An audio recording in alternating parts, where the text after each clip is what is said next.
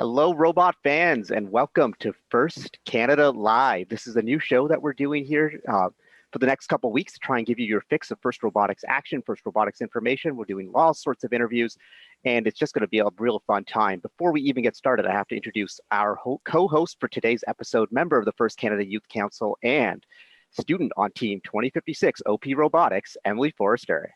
Hi, how's it going? Great, Emily. Emily, you want to tell the crowd a little bit about yourself? Sure. So I'm in grade 11. I'm on Team 2056 and the First Canada Youth Council. Yeah. Yeah. That's perfect. Yeah. And so this show, what it's going to be about is, the great thing about our events is that it brings our community together. And we know our events aren't happening right now.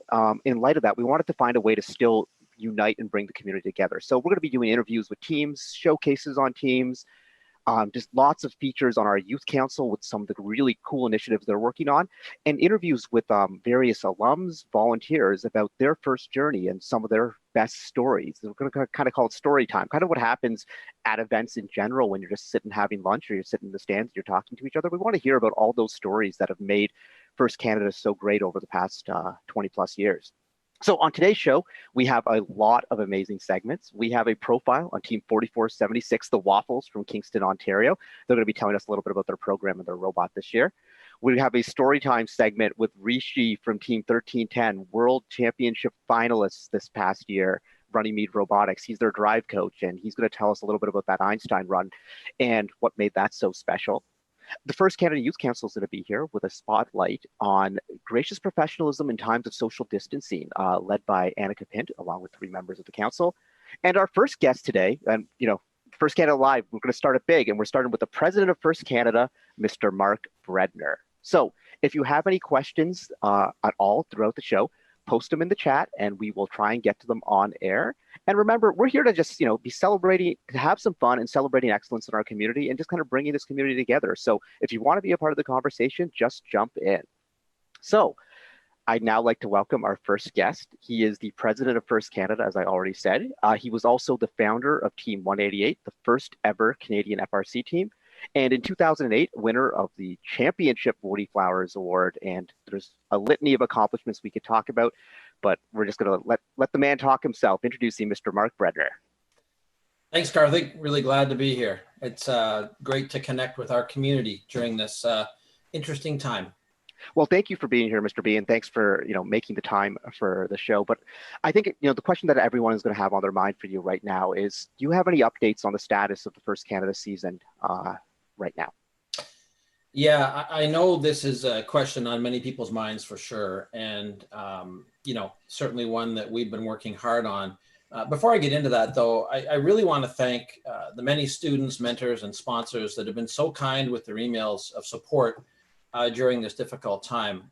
They really have meant a lot to me and my staff as we receive these. So, thank you for showing your GP in such a tangible way.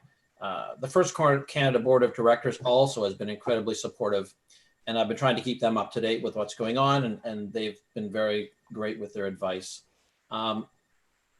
Before I actually answer your question, we're all missing Woody Flowers as well. And, one of his quotes, he had many great quotes, but, one of his quotes, he said, first is really, really hard. It's supposed to be hard.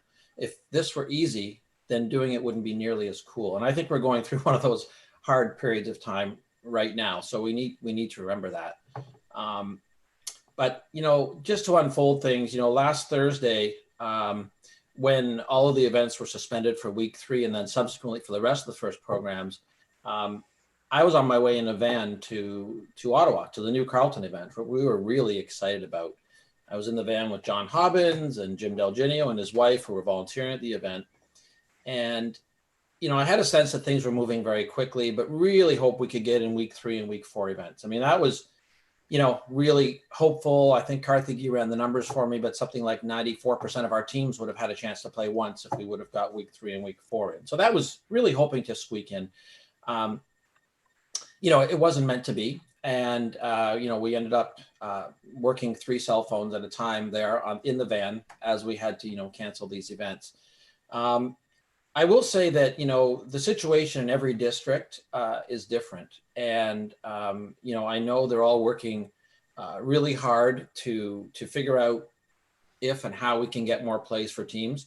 Every district has different circumstances, ranging from the venues they play in, from high schools to, university and college events like us, to school board policies, and lots of other things as well. So all I can really say is that, First in Ontario is working really hard to come up with ideas and options, but they're all contingent on COVID, as you can imagine, and school board policies and the availability of our volunteers. So we're working hard on it. As a mathematician, as a math guy, at least back in university, it's really hard when you've got more unknowns than you do have equations. And, we definitely have more unknowns than we have equations now. So we're going to keep working hard on things. And believe me, my staff is working really hard. And, we'll be sure to get information out as things become more concrete. All right. Thanks, Mr. B. Emily. I just was wondering if you have anything you want to say to the students who are feeling sad about the situation, because it is like a disappointing situation. The whole season has been we don't know what's going to happen next. And especially for the graduates that don't know what's going to happen next, as this is their last season. Yeah, I agree. I mean, I certainly sympathize with everyone involved, in the program. To be honest, in my 22 years working with FIRST programs, last Thursday was probably my most difficult work-related event ever. I mean, I've been telling people canceling 9 events was kind of like canceling 9 Christmas celebrations or 9 weddings or 9 really cool gatherings of friends getting together all in one day. And that was really, really, really tough. I know it can be hard on grade 12s too, as this is their final year, at least participating on a team. There's lots of ways to continue your participation in FIRST, obviously, after that. But, we're still working on things. I hope that all students, including our grade 12s, will be able to look back at the many amazing experiences you've had in the past and look forward, to our great future that's ahead of us. We need to take comfort in all the fun times you've had in the past with your teams, building the robot, competing, doing community demonstrations. I think it's certainly okay to feel sad, and everyone will handle this in different ways, but know that FIRST is big and it's a loving community, and reach out to your friends, mentors and other teams to support and share fun stories. We're going to get through this together. So do you have any advice right now for the team specifically? Like if you were back in your shoes as a mentor, what would you be doing with your team right now? Well, it's different now than it was when I was mentoring 188 back in 1998, before many of you on this broadcast were born. At least we have the ability to get together virtually now, other than with the rotary dial telephone. So, my advice is to, keep meeting, but not in person, of course, until it's safe to do so. Tune into First Canada Live for the next 2.5 weeks and keep connected and see all your friends and faces. Start planning virtually for next year. Talk about ways you can do things better. How are you going to, be bigger and better next year? Keep conversations going. You may have read my communication yesterday, but reach out to others and see how you can help them. I mean, the FIRST community, we say it all the time, but it's way more than robots. We certainly have a lot of fun playing with robots, but we're more than just robots. And, part of FIRST, of course, is our gracious professionalism. And I think there's a huge opportunity for teams, like we do with Project Green and other initiatives, to reach out into the community and see how you can help others.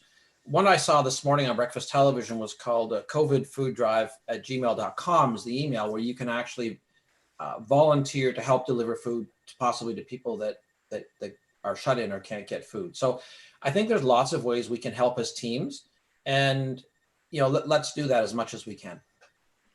And on the individual level, because I think a lot of us, from students to mentors to volunteers, are kind of feeling this absence right now because, this is what we do. This is our version of March Madness, as Woody used to say.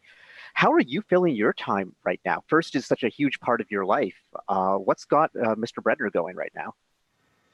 Well, ideally, I'd be out on the road right now at all these events, seeing all of you face to face. But, we did end up, canceling a number of events, postponing a number of events, whatever wording you'd like to use for now, because we just don't know fully. But it's really ramped up. Actually, the workload is really ramped up. I mean, I really have to thank Kim Cooper and our whole staff for getting this first Canada Live going. I mean, this happened literally in the last 48 hours, I think, or so, where it went from nothing to an amazing idea and a way of connecting our community. So believe it or not, we're booking events for next year. We're booking, dates and events with our venues for next year. So that takes up a lot of time. We're ramping up our online presence with lots of things. I hopefully you've been able to see not only First Canada Live, but some of the other things. I know Joanne, our communications specialist, is putting up something today about how a first team could build a ventilator, as an example. And there's a big competition going on with significant prize money for that. That might be something first teams might want to get into. So, on a personal level, I'm walking my dog more these days. Toby's getting a few more walks than normal because I find that's a good way to kind of stretch my mind a bit and get out in a, safe environment and get some fresh air. I'm watching a Netflix series, which I never had time to do before. Which Netflix series, Mr. B? Well, there's a number of them. Prison Break is kind of addictive if you watch that one. Once you turn on, it's hard to turn off the next episode because there's something going. I find it kind of interesting. My kids got me into that one. I'm thinking about tidying my house, but just thinking about it. And enjoying quality time with my kids because they're all working from home as well, like I am. So, and lastly, I'm trying to read up a bit more on beekeeping because that's one of my hobbies, and there's lots of information online about that. So, yeah. Very cool. Yeah. A question that people keep having, people have suggested that playing Infinite Recharge again next year. Understanding that you can't make any specific comments about future plans, what do you think of the idea of replaying this year? Wow, that's an interesting question and a loaded question too. So it's great, and I'm allowed to have my opinion on that. First, headquarters on purpose doesn't have me on the game committee because they know that I would tell all the Canadian teams what the game was because I want us always to win. So I don't have any insight. Which we do a pretty good job of. Well, we do a pretty good job, and you'll find that out in my 5 favorite games down the road. But we have to leave this in the trustworthy hands of HQ. I mean, there's a lot of, I'm sure you've all seen the banter about keeping this year's game for another year or having a new game. And there's pros and cons to both of those. I have no idea where First Headquarters is on that one. I'm always impressed over the 22 years with the games that Headquarters comes up with. And I trust they will do it again this year, whether it's a recycle year, and I don't mean recycle rush, or a new game is introduced. I think it'll be, fantastic next year, and the community will of course always embrace it and have a great event, great year. Emily, you're a grade 11 student right now, right? Yes. So how would you feel about playing Infinite Recharge again for your senior year? I don't know, because I feel like I'd want the experience of building a new robot for my 4th year because I've got all 3 years so far, and I'd like to build a new one next year. Because if we redo the game, what goes on with the robot? We just skip build season, or we build a whole new robot? I think that's the thing. I think, from some teams' perspective, they want to play this game over again because they want to make sure they have a chance to, use their robot and all. But I think for a lot of other teams, it's going to feel, if we were to play the same game over again, it's like, well, where's the challenge? And I wonder, maybe there could be something in the middle where it's Infinite Recharge Plus, where they change something up, where you can reuse some elements. To me, personally, I think it'd be important for teams to get some reuse out of this robot because, a lot of time and a lot of money was invested in that. We don't want that to feel, and we know First is more than just the robot's experience, but we want to make sure that something comes of that. So there's a lot of play like that, and we're looking forward for more updates on what's going to happen with the Infinite Recharge season and what our 2021 season is actually going to look like. Mm-hmm. I agree. So, one thing that's really hit me, Mr. B, and, my rookie season in First was your rookie season in First as well, was back in 1998, and that was my grade 12 year of high school. And so I started thinking about what would have happened if this was, my grade 13 year, actually. What this would have been like for us if our season had been canceled before we got to an event. And I think about how, First, it shaped my entire life, my career, where I am today. And if we had never gone to an event, where I would be as a different person. But I guess, what's your advice for those rookies or new students to the program who joined first this year, built a robot, but haven't been able to play? Yeah, that's a good question. And, when I think back to 1998 and that first year we went, I mean, it was on a wing and a prayer. We had no idea what we were getting into. We built this robot, put it in a crate, had to drive it to the airport to get a company to ship it to Florida. We had no idea what we were getting into and how wonderful first, was and continues to be. For rookies, definitely don't take apart your robot for this year's game. You might get to play again. Who knows? I mean, I'm not promising anything, but we're working on things. But don't take it apart. We did that in the very first year. Well, there wasn't much left of chaos actually, but we ended up taking it apart. And I remember the feeling of sadness when we did that, because it's like part of your life. It's part of your family. You've built 8 weeks or more of building this robot. So what my recommendation is, whatever you do, don't take it apart, because it's a great memory of what you've done. Remember the good times you've had building the robot and the amazing things you've learned. I mean, it may not be foremost in your mind, but as you built this robot, you made lots of good friends. You learned a lot, and those things you're going to take with you, going forward. You'll be able to apply many of the things you learned this year to next year, for next year's game. And if you work with other teams or other teams mentored you, keep in touch with all the connections you've made outside of your team within FIRST. And, I think the experience you had this year will definitely help you out next year and make your experience next year even more special. Yeah, I think there's a lot going on right now, and the next year experience. But what I really want to urge is for those students who are graduating this year and maybe only got their feet wet with the program. Remember, FIRST doesn't end when high school ends. Right. There's so many different ways to be involved. I mean, we had 166 teams across the province this year. We're going to have a bunch of new rookies next year who will be looking for mentors. And maybe you want to mentor your existing team, or maybe you just want to come out and be a volunteer. One of the things that we'll be doing on FIRST Canada Live is we'll be talking to a lot of our different volunteers, so our audience can learn about what the volunteer positions are like and what you might want to be able to do at events. But FIRST doesn't end with the competitions, and it definitely doesn't end after high school. And for some people, it does end after high school, and that's totally cool because you want to go off and do amazing things. But remember, this program's still going to be here 5 years from now, maybe after you finished university, and you want to still come back. And so the cool experiences you had during build season will just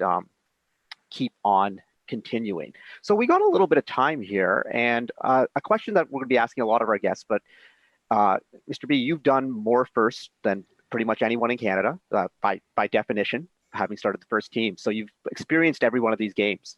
What is your favorite FRC game? Yeah, that's a tricky one. I mean, I've seen 22 games in my history. Again, before many of you were born. In 1998, the ladder logic game was my first introduction to FIRST. There was no alliances. There was 3 robots on the field at the same time. And at that point, Team 188 went directly to what they call the national championship. I think that's what they call it in Florida at the time.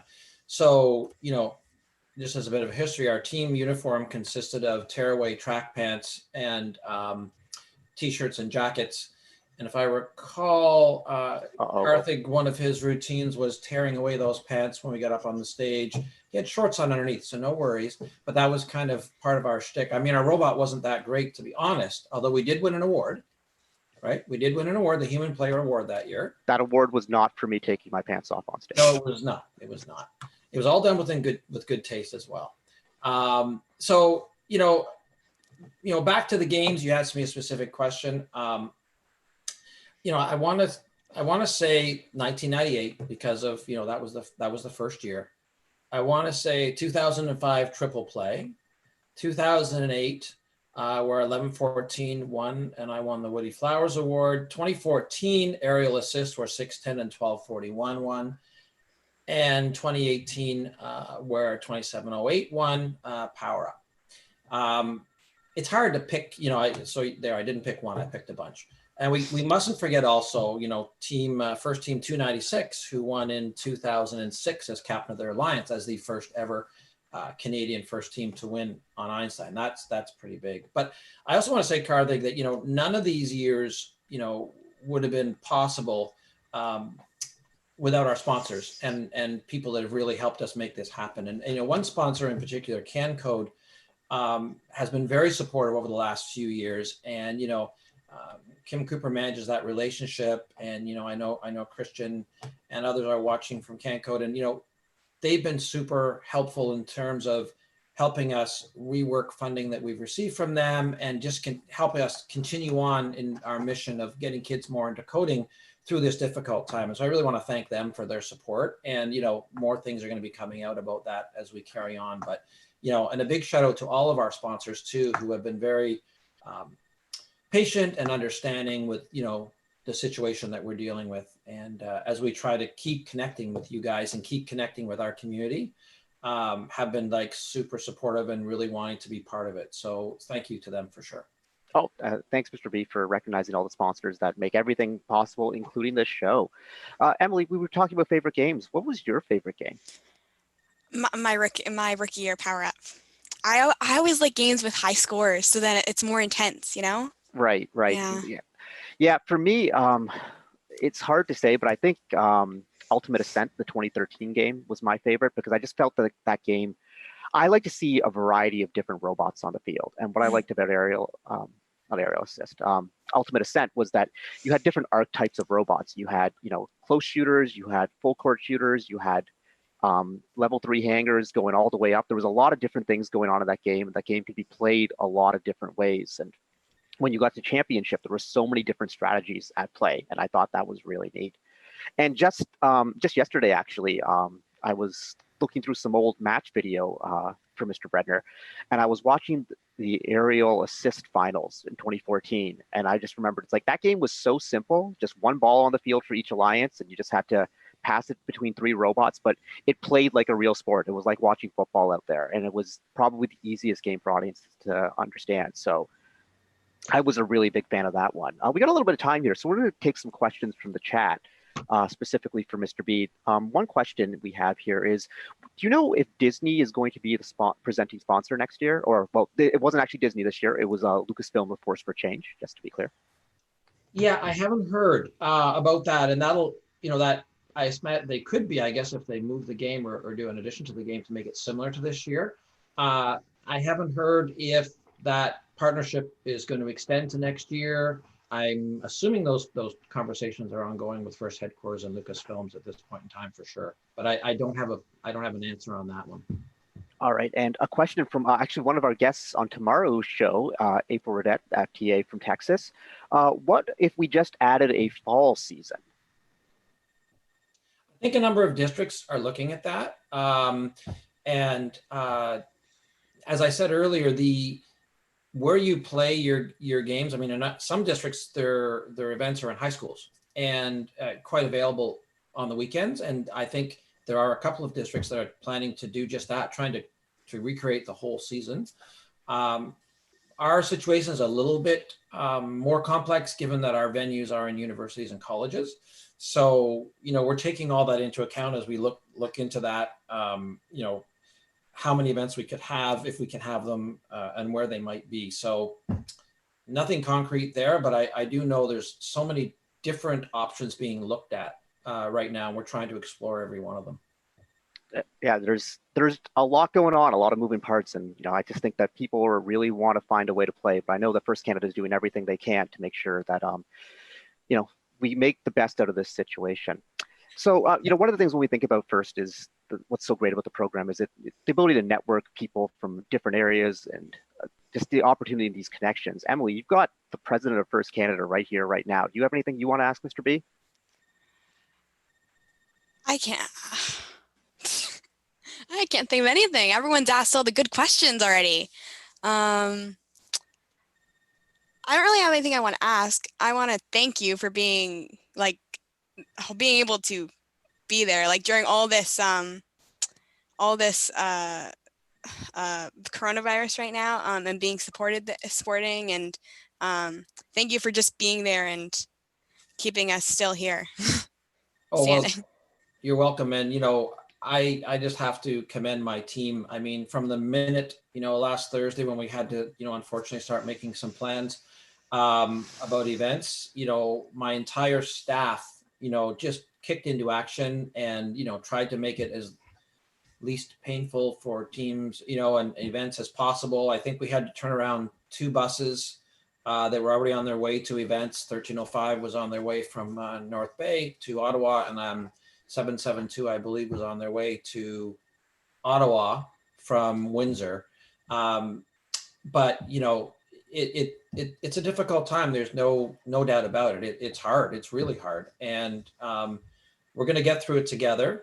And I just have to give a shout out to my entire staff for all the excellent work they've done for this, but also the many things that are going on in the background that maybe, the first students and mentors don't see, but the many things we have to do for this year and next year and in between. So, thanks to everybody for their understanding and patience. Honestly, in a different type of community, when something like this happened, I could have probably received a lot of hate mail and, and to be honest, I haven't received any of that. It's, it's all been positives. It's all been, we're here to help. How can we help? What can we do? And, I just have to thank the entire community for that. And their generosity and their understanding. And, the main thing right now is that we're all doing what we're supposed to be doing, which is, staying away from big gatherings, keeping the social distancing, avoiding getting sick in any way, shape, or form, so we can, get this thing taken care of and get back to our regular lives. So, that's my, my final message to all of you is that is paramount importance right now. But the good news is with virtual meetings and stuff, that doesn't mean we have to stop working, doesn't mean we have to stop planning or thinking about next, what's going to happen next. So thank you everybody for all of your support, and we're going to continue to work hard. Don't you worry about that. All right, I think we have time for one last question. About 2 minutes here, and this is a fun one, Mr. B. It's from Alix26. What's your favorite memory from Team 188, other than me taking my pants off on stage in 10,000 people? Wow. That's interesting. So many good times building that robot, both in the school and outside the school. I mean, there was a period of time that we actually moved outside of the school for various reasons and built it in a very famous mentor's garage, Mr. Rowley Anderson, and where his wife fed us, and we basically worked in that garage right through the winter. I mean, I guess a funny memory. What was the year where they had the pucks, Karthik, and you had to get up on top of the pucks? 1999 Double Trouble. Okay. So we were really excited about our robot. We really thought we had a winner that year. Mind you, every year we think we have a winner. That's part of what FIRST is. And we had a design change. So we took it into Mr. Anderson's basement, and we time was ticking. We only had so much time before it had to go in the crate.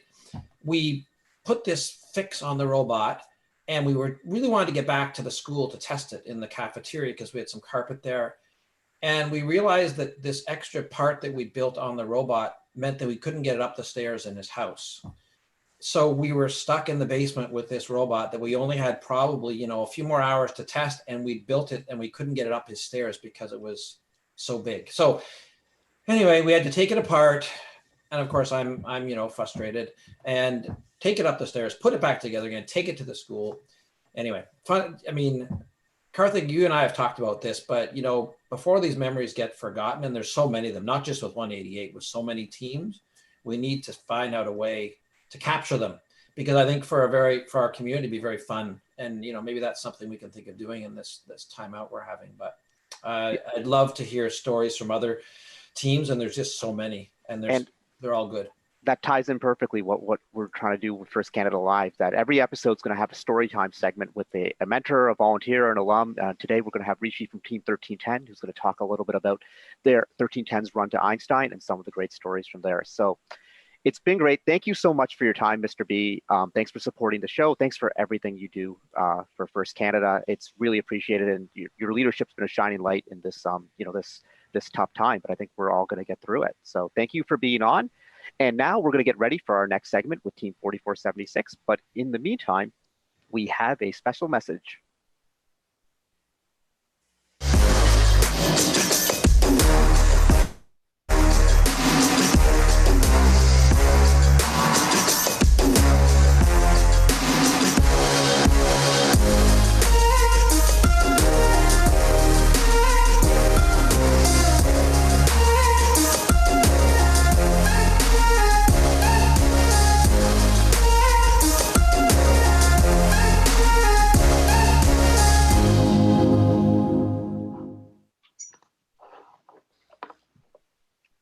All right, and we're back, and now it's time for our second segment, our first team showcase. And this team showcase is with Team 4476, the Waffles from Kingston, Ontario.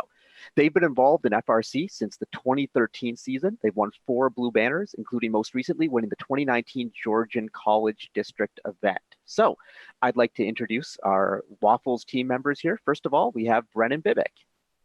Hey, I'm the Waffles lead mentor. Been on Waffles for a few years now. Started with the FL team that we originally were with in 2006, and been with the team since. All right, and we also have Duncan Stephenson. Hi, I'm a grade 12 student member of Team 4476, the Waffles. I'm also the team co-captain, lead programmer, and operator on the team. All right, I'm going to leave it to you two to start this presentation. Great. So if we go to the first slide, that'd be awesome. As we do that. So just to talk a little bit about our team, we were formed in 2013 originally as an FRC team. As I mentioned, we started in 2006 as a FLL team. We kind of graduated from there, and we were really interested in starting a program for community. The whole community, basically. So we were a community team in Kingston. We have students from about 9 different schools. So we take students from all over the place, which is about 20 students and 10 mentors. And as a team, we don't have a whole lot of resources in-house. So a lot of our design process is sending stuff out to sponsors to be made, or trying to make do with what we do have, so which is basically chop saw and a drill press. So not a whole lot of resources for us in-house. So a lot of the design work has to be done super early for us as a team.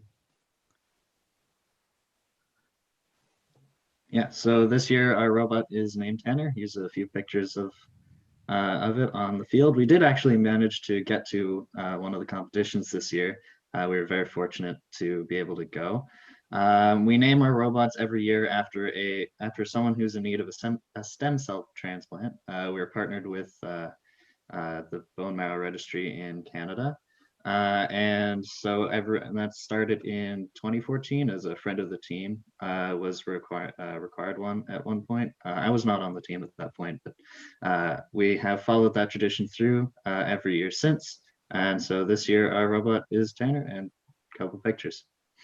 Yeah, so every year we name our robot after the specific person, and it's a big deal for us to try and show outreach and talk about the cause. So I'll let Duncan talk about. We have a whole bunch of different videos just talking about our season. I'll let Duncan take it away here. Yeah, so we prototype a lot of stuff in our first couple of weeks, or first week really. And so we tried to do basically everything this year. So our first shot was one of the first videos there. So so we and also our client, which is that's our deploy mechanism. We were testing to make sure that our process worked. So we just have slots and tubing, managing to deploy the hook onto the bar, and then. Hey Duncan, I just wondering, what made you go with the deployable hook? That I was not a part of the design. Yeah. So the biggest thing for us was because of the way that the COG was, we knew that we would be further back and we'd be tipping forward. We didn't want to be swinging on the bar. So the deployable hook allowed us to kind of climb vertically without having to swing and potentially, messing up other partners is the concept.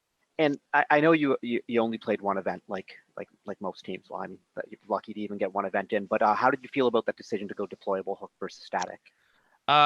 It was interesting. I mean, it was a pretty big debate between us because the downside of the deployable hook is you can move around a lot when you're actually, climbing and potentially, hit another partner. But unfortunately, the climb wasn't working for our first event, which we'll show you why later. But as a whole, the system seemed to work pretty well, and overall, decently happy with it. Cool. Yeah, so we also prototyped a shooter. This is our first ever shot. We managed to make it into the goal. We prototype a lot with whatever we have, so plywood and our leftover spares from previous seasons. We also were prototyping funneling the balls into our conveyor to the shooter. So we took inspiration from, I believe it was Team Arctos for this design, and it worked pretty well, and we've tried a bunch of different iterations of it. And also our intake, as you can see on the other video there, we also use a lot of slow motion for our prototypes. So just trying to see exactly what's happening, our failure modes, potential failure modes for each of our aspects of the robot, and also just testing everything that we can. So we went with a bunch of wheels on this roller, managed to get a decent performance, I believe. Hey, Duncan, so you said you use slow motion to detect failure modes, which I think is a really cool thing that some teams do, more teams should definitely do now that you can get good slow motion on pretty much most new edition smartphones. Did your slow motion testing reveal anything that you wouldn't have normally revealed this year? Yeah, I think a lot of it was very helpful, especially with the shooter testing. We could get angles and velocities a lot more accurately. Just basically literally holding plywood with ridged lines up behind the ball to see the trajectory and the speed. And also with the intake and the conveyor was really helpful, just seeing how the balls behave with the different wheels and different compressions and different durometers of wheel. Emily, did you do any of this slow motion type analysis this year? No, our team doesn't. Our team, no, we don't do any slow to motion. We sort of just watch it, but I have never thought about the slow motion. It might make it a bit easier. Yeah, I know on our side on 1114, the slow motion was very revealing, especially with the shooter, because you could notice the vibrations in areas where you thought, because the contact point is so short for these shots, especially when you're firing them so quickly, you don't realize how much flex there could be in systems until you take a look at the slow motion. So I think the video that Duncan's showing off right now is a really good example for teams of something that is an easy way to identify issues with performance. So that's really cool. So thanks for sharing that. You guys keep going, guys. Yeah, if we want to go to the next slide. There we go. Yeah, so initially we just had one or two rollers on our intake, and just watching these balls feed in, we decided to add a third roller to get better movement of the balls up over the wall and over the bumper. So yeah, just seeing how they all move in on different places in the on the intake. And also we have our conveyor prototype there. So just testing out the polycord belts and different belting and ways of getting compression right, just to see how everything worked and if we had any potential issues, which I think you may be able to see the polycord slipping off of that pulley there at the bottom. I'm not entirely sure. Yeah, it does happen in that video. Yeah, that is a good example of our video review. All right. How much time during the season do you usually spend prototyping, and did that change this year without the bag? You got this, Duncan? Sure. We usually spend a week or a week and a half prototyping. This year we did spend longer than we have before, but that was just trying to get as much as good of a robot as we possibly could. wasn't necessarily because of the longer bag season, but yeah, we do spend a lot of time prototyping and trying to get everything working. And Waffles has a very strong belief that we prototype everything before putting it on the robot. We're very conscious of our prototypes, making sure that we're prototyping effectively. I feel like a lot of teams kind of prototype just because that's the thing that they're supposed to do, and they don't really consciously think about it very much. So we're very conscious in like, what are we actually trying to extract from this prototype? What kind of things are we looking for to know? Like there's, for example, we're not really interested when we're prototyping intakes to know whether or not a wheel can pick up the ball. You know, we're confident that a wheel is going to pick up the ball. The questions are more, what kind of compression, what kind of wheel, what kind of grippiness are we looking for? And that's what we're really prototyping for. Yeah, and I think one thing that I always cringe when I see videos of people prototyping intakes on a bare floor. I'm like, like you want to test, like you said, you want to actually get something out of the prototype, and you want to know how the game piece reacts to carpet. That's such a huge piece, when it comes to intakes. But I think in general, you hit on a really good point. A lot of teams slap together prototypes and then do a design, but the design's not truly being influenced by the prototypes. The prototypes are almost just like to check a box to say, yes, we prototyped. Exactly. Yeah, so here's a couple of pictures of our different stages of the CAD. So the first one there you can see is basically our prototype mechanism. So our plywood shooter on top of a very blocky robot. And then as we iterate our design, there's a bunch of different things that get added. There's start to see the climber, and then the intake more fully figured out, and including the electrical box at the end. This is so cool. Yeah. Stages of the design.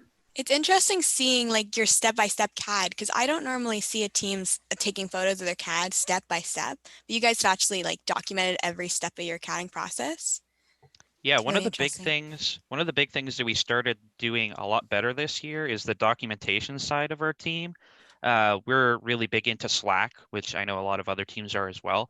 But one of the things that we implemented this year is like an updates channel where we constantly are having, sort of like one-liner or like very brief recaps of what's going on in the team. And so we posted CAD, we posted a lot of the videos, like basically everything in this presentation is from that. And it's really nice to be able to look back and kind of reflect on how the different mechanisms were performing. And that's one of the things that we've actually struggled with in past seasons is, thinking you're improving a mechanism, but, time kind of clouds your judgment. And when you go back and look at a mechanism and how it's performing before you have actual video, you can objectively, or more objectively at least, evaluate whether or not your changes are making it better or worse. I think that's super critical, especially in any game with a shooter, because you build a shooter and then you're constantly making little tweaks to try and improve accuracy. But I think that teams often are making decisions based on emotion as opposed to actual data, and like looking at video. And my school of thought, and I've never been able to. 11-14 probably did this well in 2012 and 2013, but not since. It's like if you're going to make changes to the shooter, then take 100 shots with it and record the data, and then make one change at a time. And I think that the teams out there who are doing that sort of stuff, and I know they exist, are the ones who are really improving their accuracy. Definitely.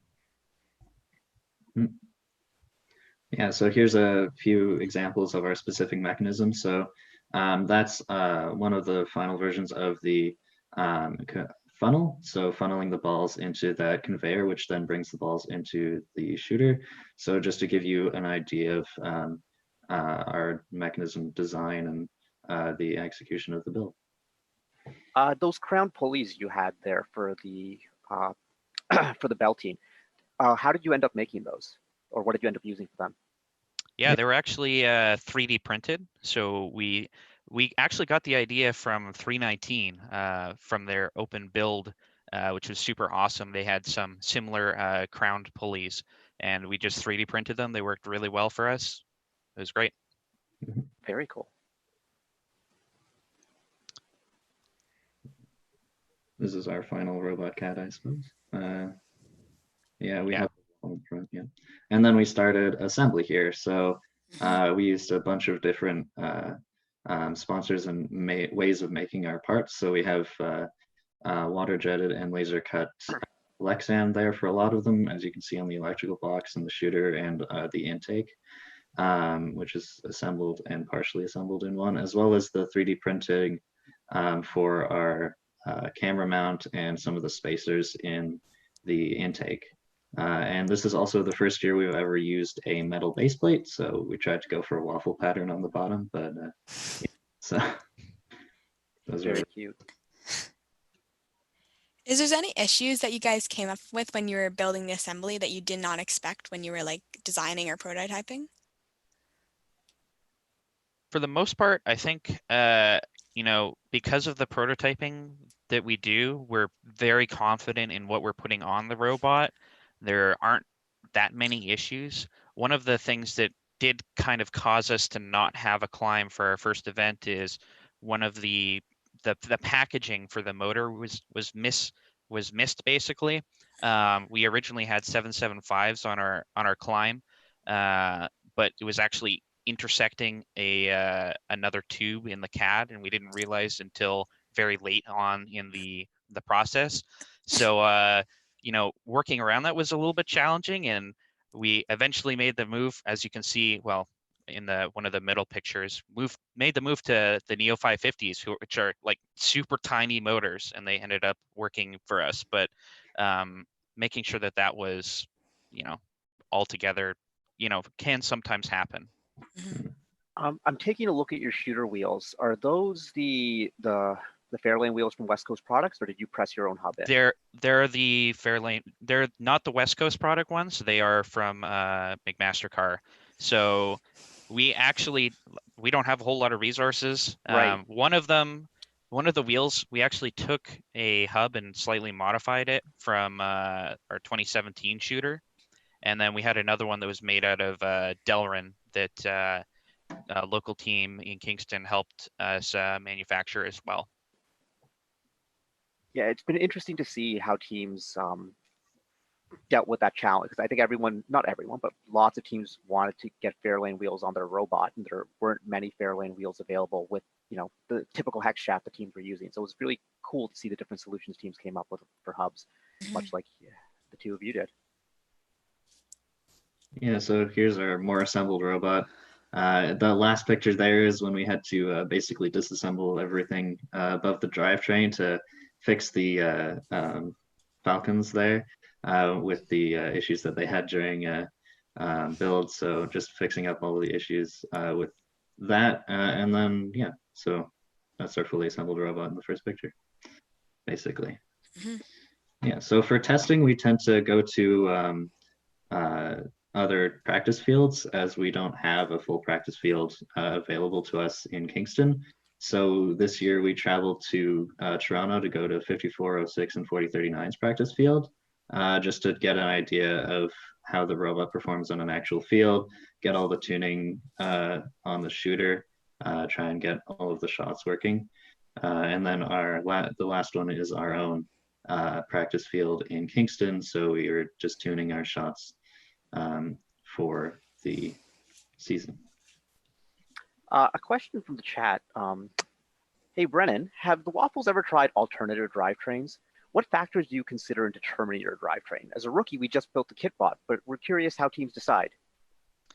Yeah, so we were a kitbot team for a very long time. We actually only made the switch in 2018 to the VEX West Coast system. And the reason, just to be clear for our audience, that means that the Waffles did the kitbot for the first 5 years. Yes, sorry. No, that's... Yeah, we used the kitbot for a long time, and you know, that's a great system for sure. You know, we're really like I said, we don't have a whole lot of resources to devote manufacturing time to you know, pretty standard things.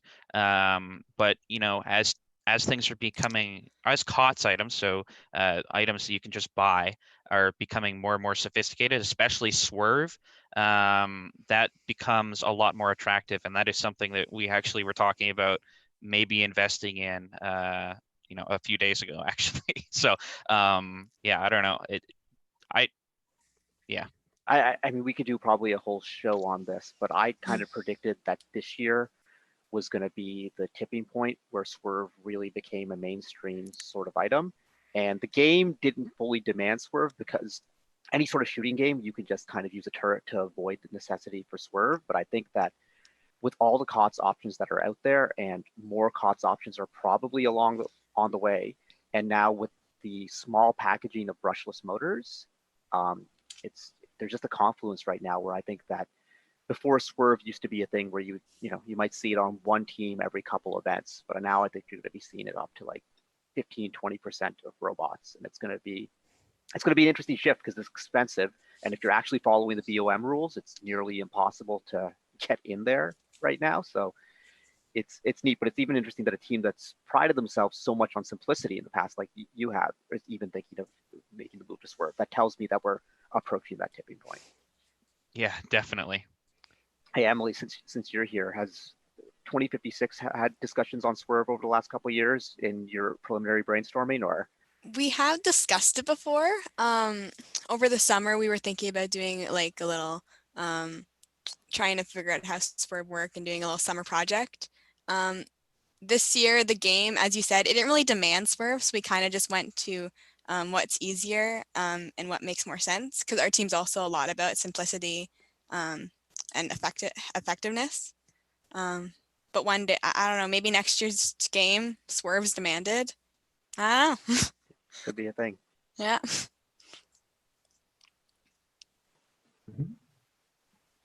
Okay, so I'll just quickly go through this. If you skip through like halfway through the video here, one of the things that we also did, this is also useful for slow-mo, is we're really careful about failure points, especially with collisions. Back in 2017, we had a lot of issues with things that are outside the frame perimeter not being strong enough, and it caused a major redesign. So one of the things that we test every year is kind of worst case scenario. So this is a full speed slam into the wall of our intake. And we're concerned about the potential damage that it was doing. So we had 3 different camera views of all slow-mo. If it's going to break, we're going to know exactly why it broke and have an idea of what's going on. So luckily there was no major damage and we were okay. But it's always good to, shock load your systems through things that might happen during match play with a big collision that could potentially take your robot out for a long period of time. Break it early so you can fix it early. Exactly. And yeah, climb. So climber, we have 3 different videos. One of them, the first one on the left, is the pre-Durham kind of issue that we had. So our COG wasn't perfect. As you can see, we start to tip up forward, which caused us to be illegal when climbing because of the 12-inch extension rule when you're coming outside there. The middle one is our deployment that we were testing. So deployment of the hooks, making sure that was going onto the bar correctly. And then the last one is a fully unassisted climb that we did a few days before Carleton, before it unfortunately got canceled.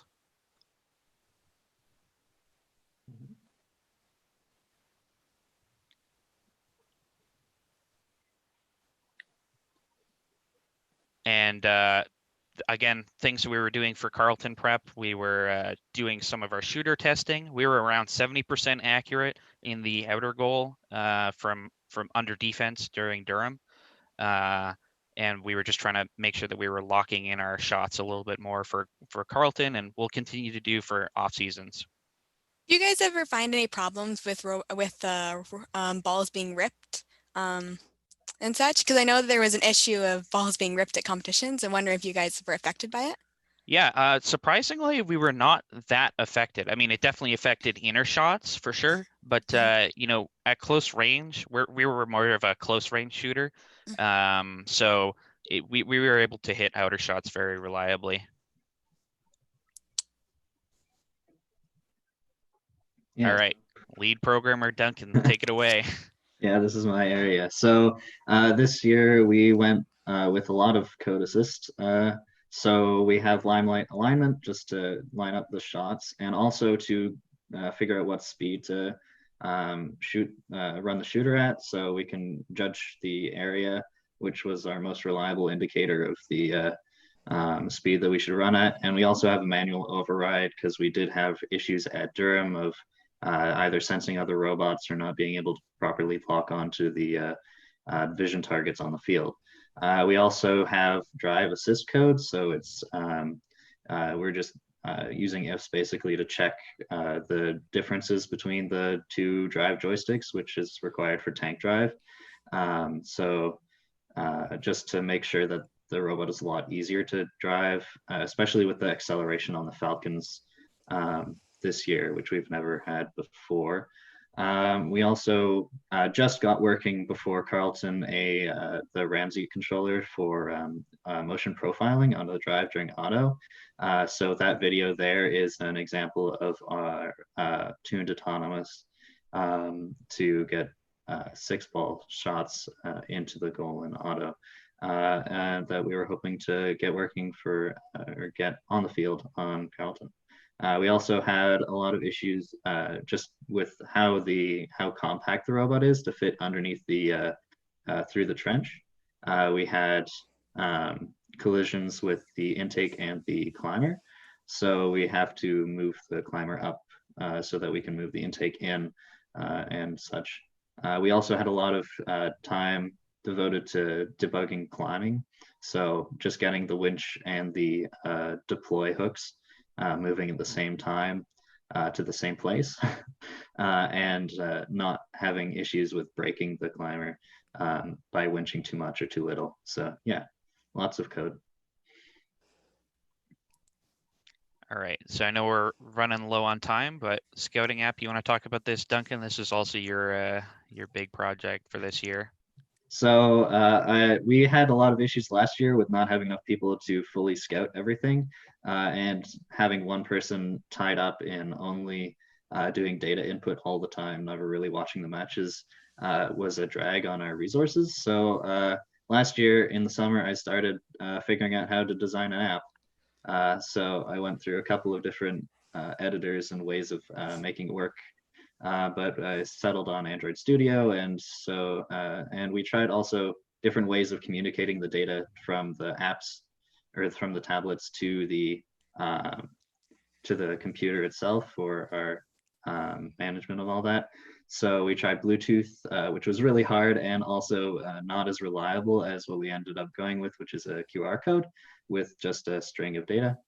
And yeah, so it tells you exactly which robot you're scouting each time, and it once you've submitted the data, it'll tell you any changes that don't match up with the Blue Alliance data posted.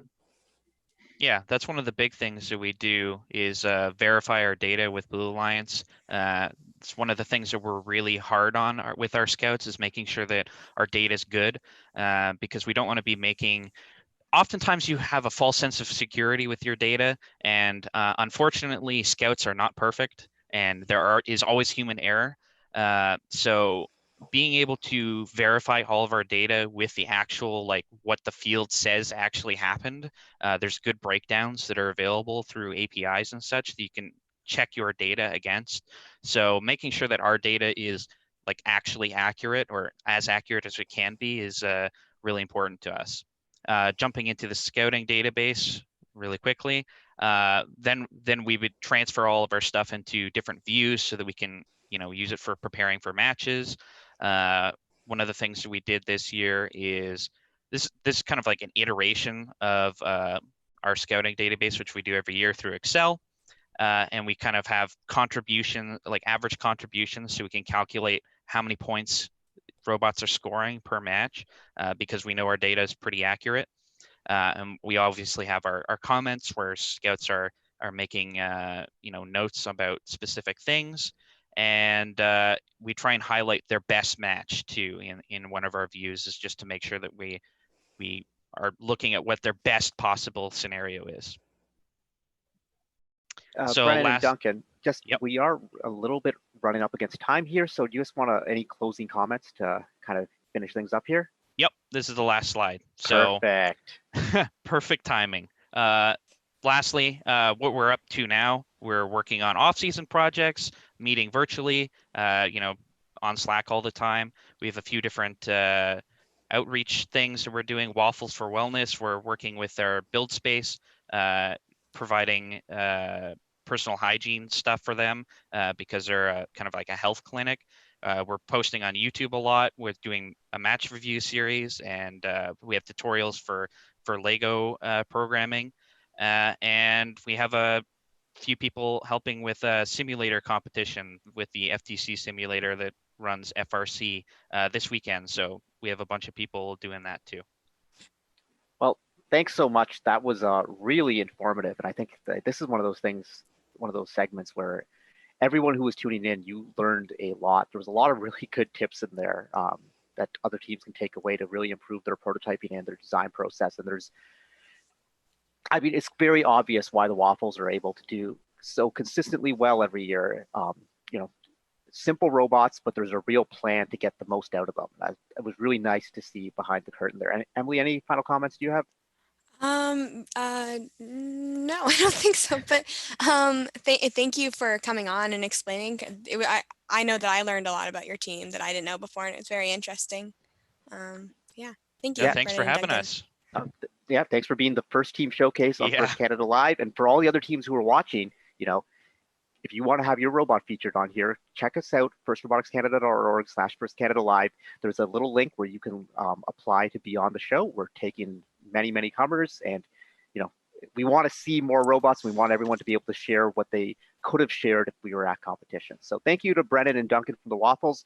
And we are going to be back with story time with Rishi from Team 1310. But before that, we have a very special message from one of our sponsors.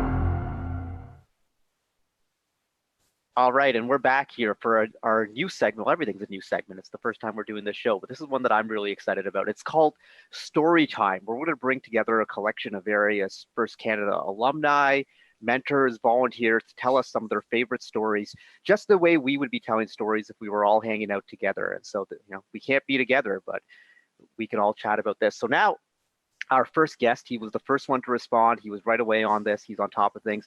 He's come to be known as one of the best strategists in First Canada, as seen by the fact he's been to Einstein twice as a drive coach with 2 different teams. And both times, a little bit of a surprise. People weren't necessarily expecting them as the favorites out of their division, which made it even more impressive that they've been there. He was a student on Team 4252, was the drive coach for Team 3683, Dave, and is now the drive coach for Team 1310, Runnymede Robotics, World Championship finalist in 2019, a fellow Waterloo, all our guests, myself, you, Mr. Breadner, all Waterloo math people. So we got that going in common, the pink tie, prerogative.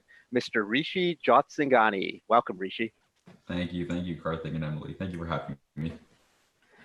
All right, let's get this started, man. So tell us about your first journey. Where did you start from? Where did you end up? And all the stops in between, because I've heard you've been on a lot of teams. Oh, you know it. So I heard about FIRST in 2011 when I was in grade 11, and we had wanted to start a team at my high school. Because of timing and money, we ended up pushing it to 2012. And so my rookie year was 2012. I was one of the team captains for Team 4252.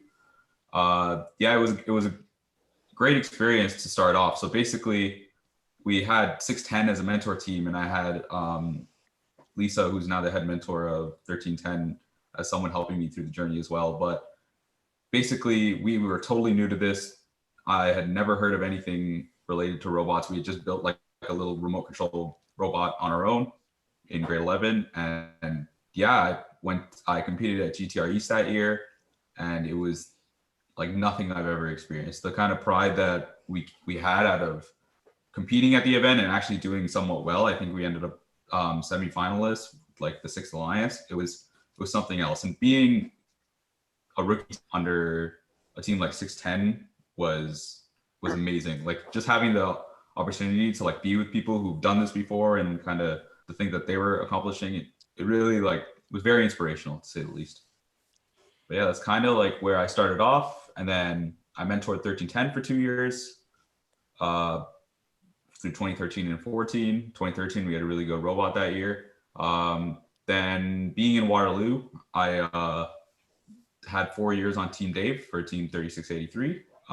Spent 4 years there, and after coming back to Toronto, I kind of came back home to 1310, and last year was my first year back. And yeah, it's been a great journey so far. I've loved mentoring, and yeah, we'll be on 1310 for however long, we'll see. Yeah, that sounds like quite a journey. Do you know what your favorite story through this whole journey is? Your favorite FRC story? Yes. So easily it has to come down to last year. The whole Einstein run was... Tell us all about it, man. Oh, Yeah. All about it. So basically, easily starts off the night before. We were ranked 11th, I believe, and we were very sure about the fact that we were going to be the 8th Alliance captain. There was nothing else that was going to happen. All our simulations either ended up a 7th Alliance captain or 8th Alliance captain. So our whole goal was to try to get to that 7th one, because the 1st Alliance we knew already was going to be.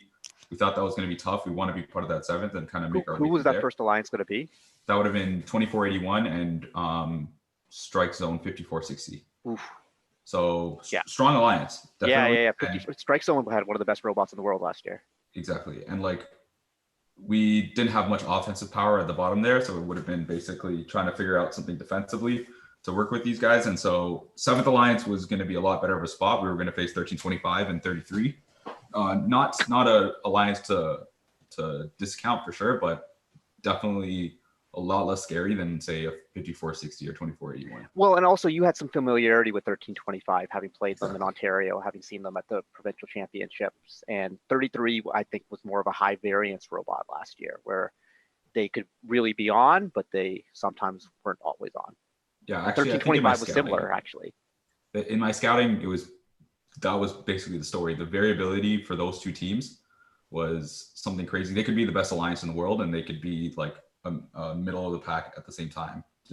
But they had some time to figure it out, and I thought a limbs would probably be the time. But quarters was probably our best opportunity to have a competition with them.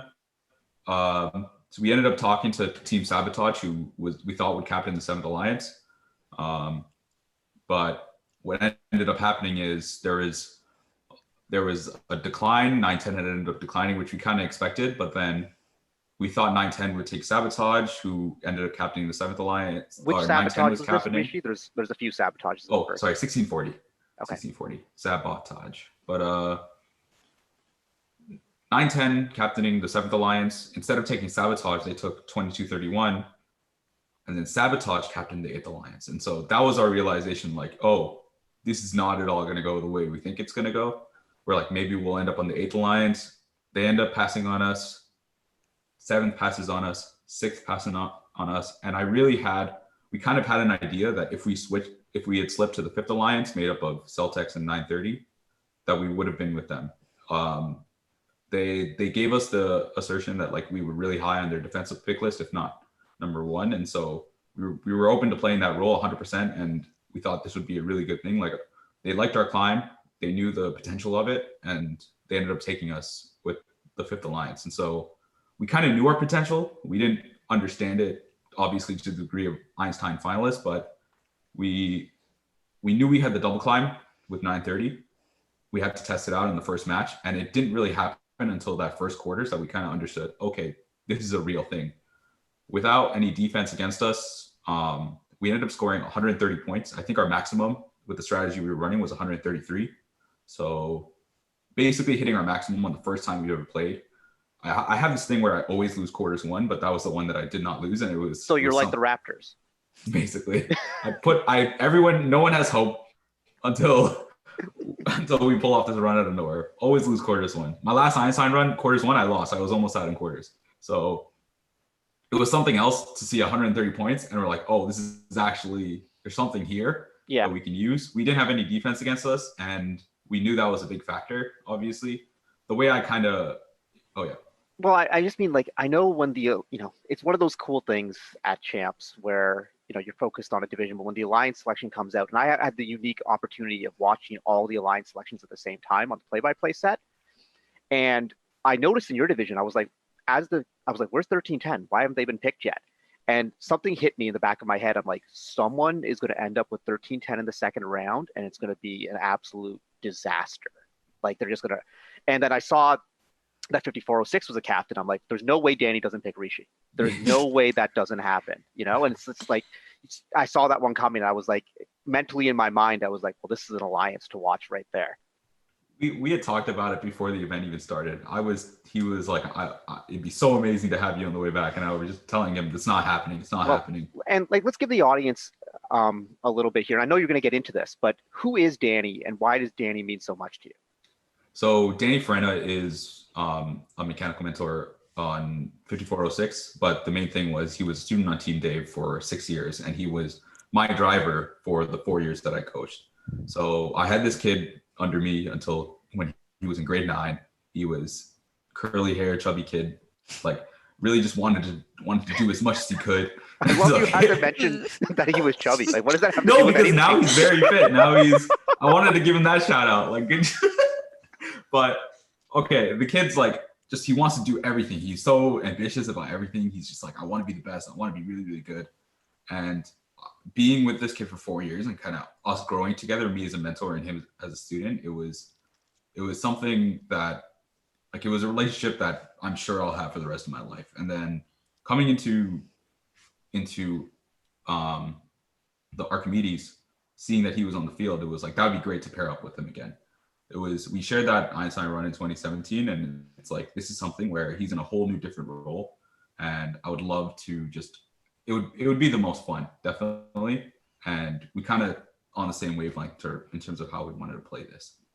So having Danny with that Einstein run was something great. I'll probably get into a little more details near the end of the story on the stuff we did, but yeah, keep going, bro. Something else. So we get selected. We the one thing that I was thinking about when we were playing was, as everyone knows, last year defense was such a big deal when it came to elimination matches. The way I kind of think about it. Did you notice that last year? Did you notice that defense was a big deal? Pretty big deal.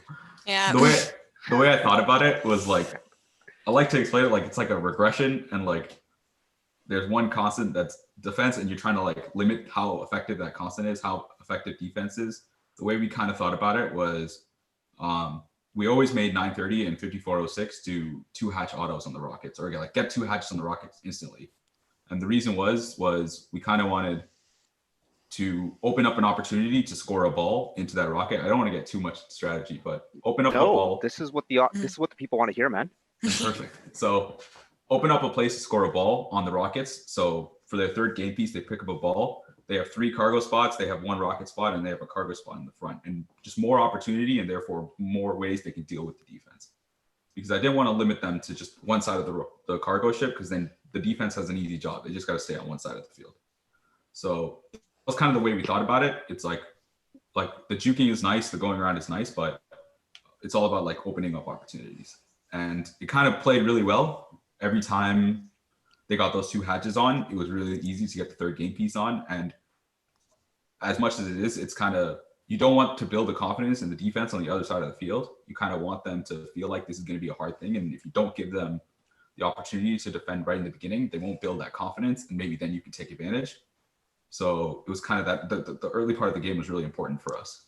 And I think that was a big thing that drove our run. Like, we were unexpected, yeah, but right out of quarters, the first alliance got eliminated, the third alliance got eliminated, and the second one got eliminated in semis. And I think that's because just defense was just something that wasn't totally planned for, or wasn't necessarily taken advantage of.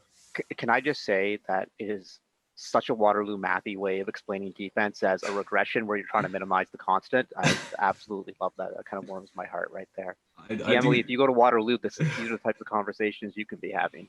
All right. Well, I'll keep it in mind. We're probably Yeah, not the no best lie. recruiters, man. No, this makes it look worse. If anything, it's like, wow, you guys, it's so nerdy. But no, I love it.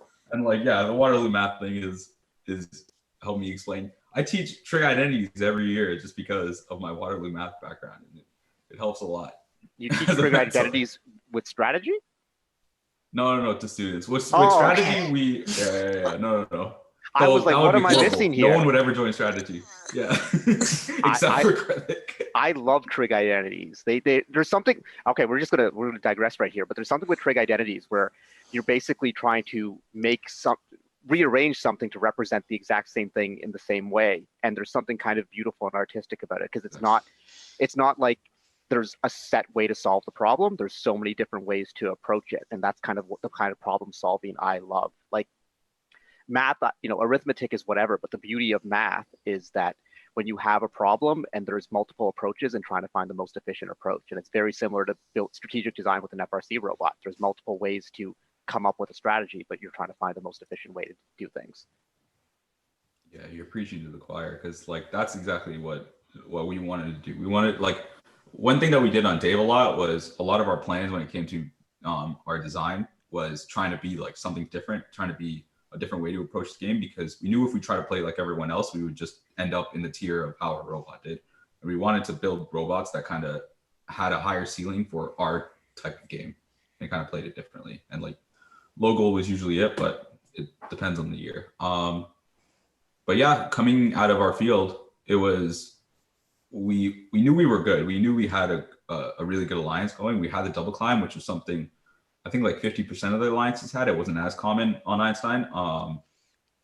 But it was kind of after, well, a conversation with Karthik actually was probably one of the things that initiated it. But when we understood this time that we had a chance at running this whole thing at winning worlds. And so we had to take it with that.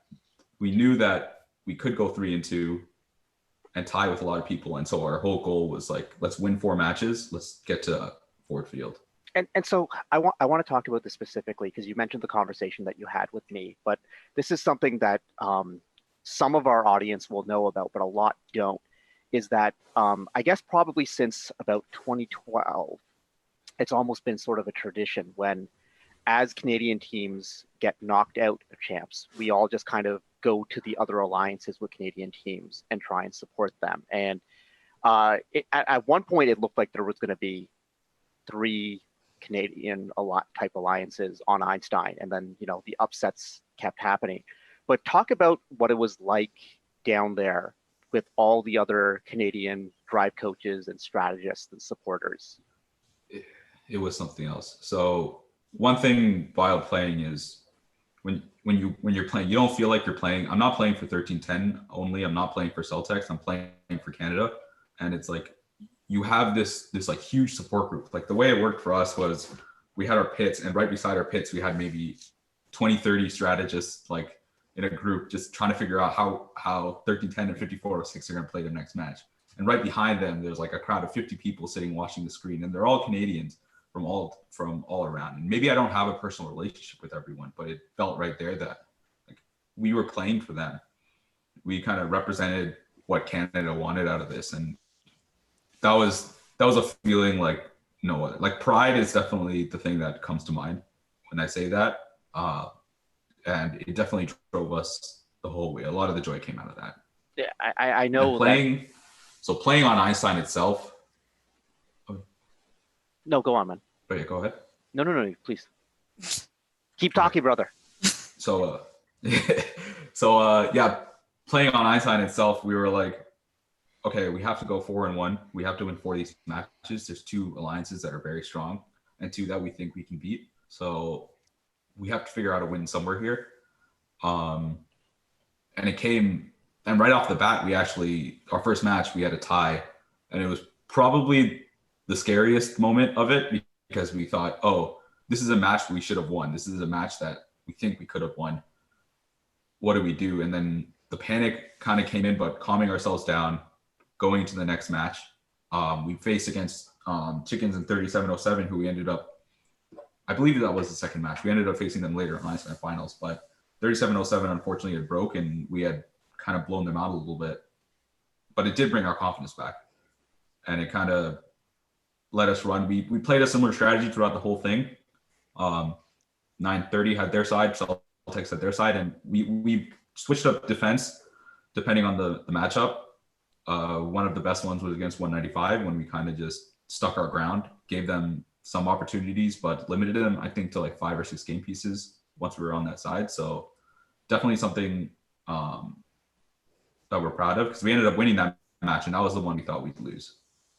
So we ended up going 4-0-1 and getting onto Ford Field as the Red Alliance, which was, if you told me that at the beginning of the season, I would be mind blown. But the job wasn't done, but we were definitely proud of where we had gotten at that point. And my driver was new, my human players knew, my operators knew, but they played like they had been there before. My operator kind of runs my drive team like a drill sergeant. Like whatever she says goes. There's been a couple of times where I've overruled her in a call and I've been wrong, and I've had to apologize after. But she definitely, because she knows what she's doing. She's very into this stuff. Her brothers have been on 1310 for a while, and she's just following in their footsteps, but really like showing her own. Well, and going into champs, you had played about 50 matches through your 2 district events in the district championship. How many of those matches have you actually played defense? 0. So that was one thing that happened. So we had actually planned, we're like, okay, we're going to, in a qual match, we're going to show some defense, maybe get some eyes on it. But we knew we only wanted like certain teams to see it. And we were going to do it against our friends 188. So we had a match against them. We get on the other side of the field, and unfortunately, like 188 was having issues, so we came back. So we didn't end up playing defense on them. Stop. I'm sorry. I love you guys.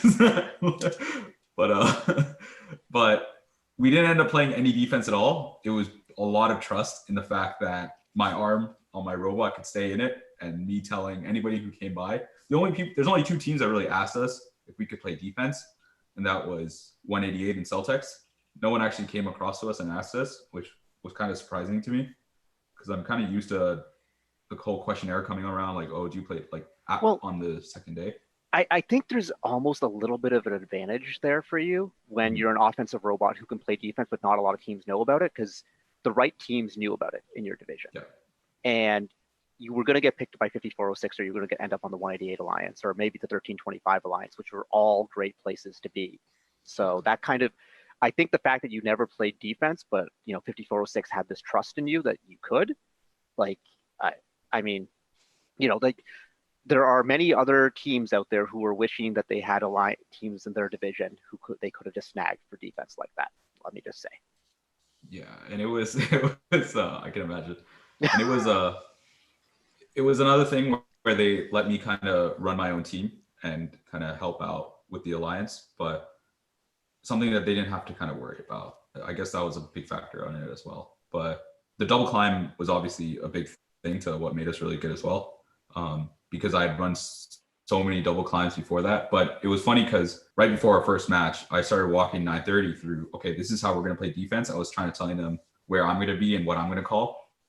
And their response was like, oh, you guys, you sound like you've done this before, so we fully trust you. And I was like, this is my first time, so let's do it. And I'm glad they trusted me. But yeah, it was something else. That Einstein run was something else. Yeah, I mean, so now, we're down to about 6 minutes left here in the segment, but I do want to ask you a question. We need to talk about that final match. Yes. Because we talked about it. 1310 was Einstein finalists. They ended up losing in, maybe the most, I want to say the most heartbreaking way, but Emily's team knows about the most heartbreaking ways. Maybe I guess I probably know about the absolute most heartbreaking way, but oh. But Rishi, the 1 point and the double climb that wasn't a double climb. Tell us about it. So yeah, the way that basically worked was it was around 30 seconds into the match, and I was still defending 217, and there was at one point when I realized that 217 was not scoring anymore. They were just kind of being in the way, and around, I believe, 20 something seconds, they had started pinning me. And so with the pin count, I knew they were willing to take the pin if I was going to miss my double climb. So I said, okay, I started planning for, do I go for the double climb? Do I go for a level 2? And 9:30 just goes up. And I set like 18 as the number of seconds that I was going to go. And I was still going to get the double climb if I went at 18. I'm going to interrupt you at this point. Had you seen what happened to 3707 yet? No, it wasn't 3707 that it happened to. It was 217. That was it 217 that fell? Yeah. Okay. So they were pinning us. They ended up separating, and 4481 had come and taken over the pin. And therefore the pin cleared and a new pin had started just for 4481. And so at this point, I was still thinking about what I had to do. We ended up separating at 18 seconds on the dot. I think I told myself 17 actually. So I was like, okay, we're going to the double climb. But I had not seen 217 fall. And I think a big factor with that was, not a lot of my decisions had ended up being because I had to look on the other side of the field and saw it climb. I went with the idea that they were going to hit it, but I think it's just also the fact that I was in the decision-making mode and I didn't end up thinking, I could not hear the crowd at all. My mind was just focused on getting this climb off. And so one of the things that I had done is we had practiced was when my driver had lined up, what he does is he gets on top of the platform, he turns and he positions himself to back himself up towards the alliance wall. What we had practiced was usually he does 2 turns to get himself in center. I told him, let's not do that. Let's do 1 turn and turn yourself completely. So you weren't necessarily against the wall but there was the risk of 930 not being fully level. In the previous match before that on Einstein, it had been ruled as a 12, 6, and 3. So we had like kind of a thing that this is an okay thing to do. But what ended up happening was 930, we clamp onto 930. Their bumpers are below the level 3 line, and their climb is now a level 2. But they had also ruled that they were supporting us as they were directly under us and pushing us up. And as a result, because we are being supported by a level 2 bot, we are also on level 2. And so we got 6 points, they got 6 points. Celtex got 3, I believe, because they were on level 1. And we ended up losing the match 90-91.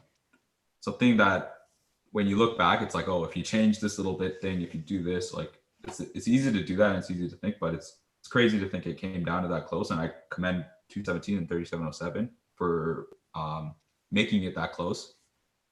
But yeah, it is what it is. It ended up being 2 level 2 climbs instead of a level 3 and a level 2. Yeah, I was right down by field side with you guys, and I remember watching that, and there was when 217 went over, it was that weird feeling that you get of, oh, it sucks when you see a team go over, but at the same time it was like, oh, the moment is here, is here. And then I saw you guys go up, and I did not. I thought you had it won. I had all the points added up in my head, and then I remember, I saw the head, and I swear, like if I was a superhero, like my superpower would be detecting when referees are wanting to call a replay or wanting to like change a score. Like I can just see it happening as they all gathered, and I was just like, oh no, this can't be. Nothing good can be happening right now, and it was a crazy moment. And it's like when you're on the precipice and you're so close to the goal, and I just thought, your alliance handled it so beautifully, and you were just like, hey, look how far we came, and this is amazing. Yeah. And you have a story of a lifetime, and that's what this story was. And I think, Rishi, we should definitely try and bring you back for another one of these on First Canada Live, because I think there's a lot more stories we could tell and a lot more we could do. I would love to, yeah. But congratulations on the run. It was absolutely amazing. Thank you. We do have a couple questions from chat I want to get through here and give you a little bit extra time on. So one of them is a long one. Actually, I'm going to skip it because it's from Parth, but you won't be able to give a short answer. So I'm going to give you the quick one. Okay. What are your thoughts on Danny's obsession with whales? So Danny has had this thing where he's obsessed. It's been since the beginning that he's obsessed with whales. If you look at our 2018 avatar, it says 3683 and it's just a whale. Yes, that was weird. It has nothing to do with our team. It has nothing, no relation. We've named a robot in the past after a a marine biologist because he also liked whales. But like, it was just like a weird meme on our team. It was great. He actually like when he graduated, he had given me a card and then a plushie whale as well as like a gift. And like, oh yeah, exactly. It's so heartwarming to get that stuff. That's but adorable, no, I love it. Man. He also like they're the largest animal in the world, I believe. There's a bunch blue of whale other is facts. Yes. by mass. But yeah, I love it. If anything, thank you, Praneet, for the question.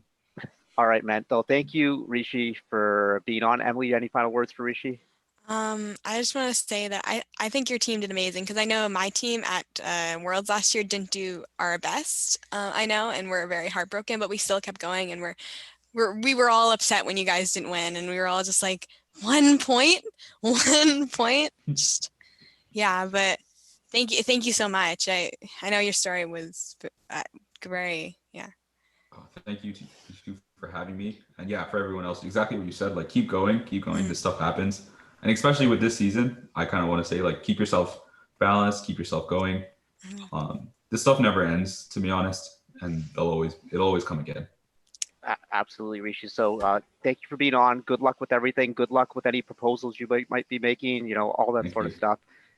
Shout out to everyone who's watching. So from there, thanks, Rishi. And now we're going to jump into our next segment. It's going to be a very exciting one. So I'd like to welcome, first of all, Annika Pitt from First Robotics Canada, along with Youth Council members Namira and Param. And they're going to be talking about gracious professionalism during COVID-19. So Annika, take it away. Great, thank Mahak you so is here much. Too. Sorry, Mahak, I didn't realize you were going to be here. Thanks so much, Karthik. It's been so interesting to hear about all of the different strategies that are used to both build robots and also during match strategy. And I'm really excited to be here with Namira, Prem, and Mahak, just 3 of the Youth Council members that will be joining me for this Youth Council Spotlight over the next couple of weeks to talk about another really important aspect of First Robotics, and that's gracious professionalism. And I think it's a concept that really distinguishes the program from many others, and one that every participant, whether they be a team member, volunteer, alumni, or mentor, experiences and benefits from through participation in FIRST. So we'll talk a little bit more about some of the experiences that members of the community have had, and also some of the things that you can do to keep it GP during this time of not isolation, social distancing. So we'll start it off with some words from the late great Dr. Woody Flowers.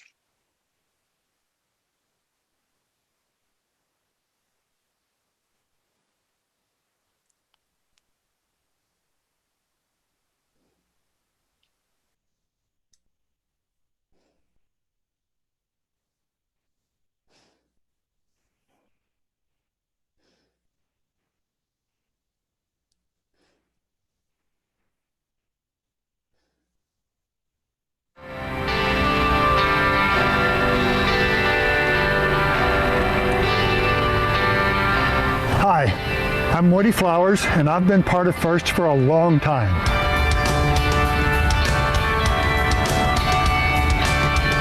I really love how FIRST helps us learn that working hard can be fun and profoundly satisfying. In FIRST, we do our best work while helping others and treating folks with respect and kindness. This ethos is something I like to call gracious professionalism. As you go through this first season, please remember that it is extremely important. In fact, it's expected that you practice gracious professionalism. Everyone, FIRST students, coaches, parents, volunteers too. It's not always easy, but it will make FIRST a sweet experience, and it can have a big positive impact in all areas of your life. So go be kind and creative.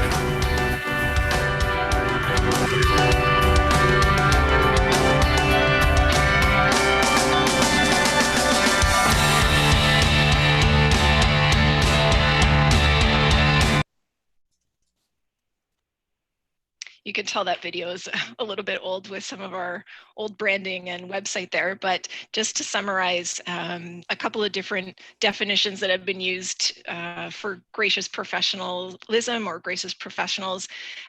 These are simply good, smart people doing good, smart things. And all of the viewers today are perfect examples of gracious professionals who have a way of doing things that encourages high quality work, emphasizes the value of others, and respects individuals in the community. So in this segment today, we'll be talking a lot about how we can help others, both in the community, in the FIRST community and the broader community, and how we can be both kind and creative and put our talents and skills to good use to help those in need.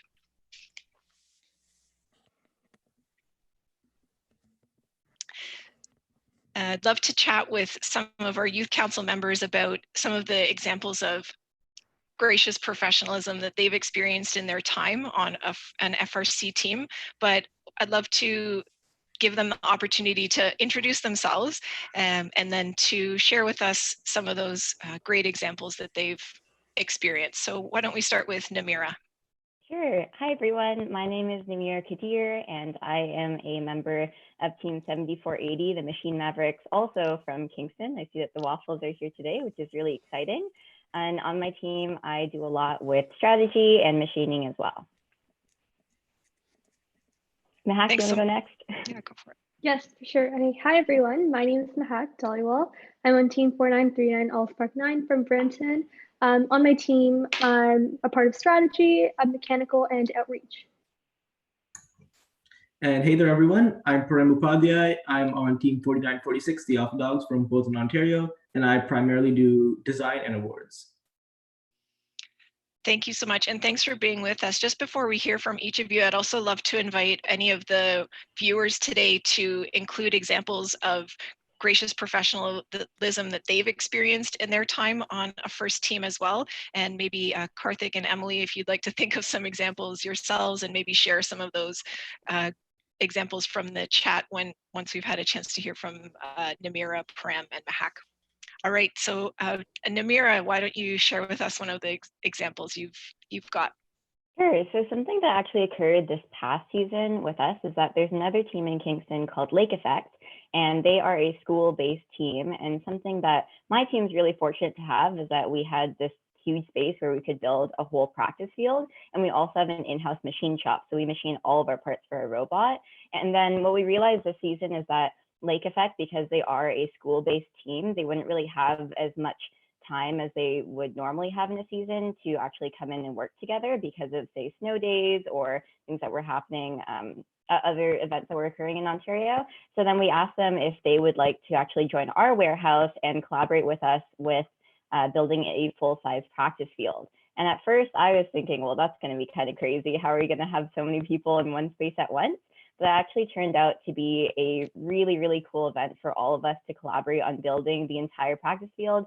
And we found that working together both in the machine shop and on the field was beneficial to all members of both teams because we're all learning in a really good environment, a good learning and working environment for all of us.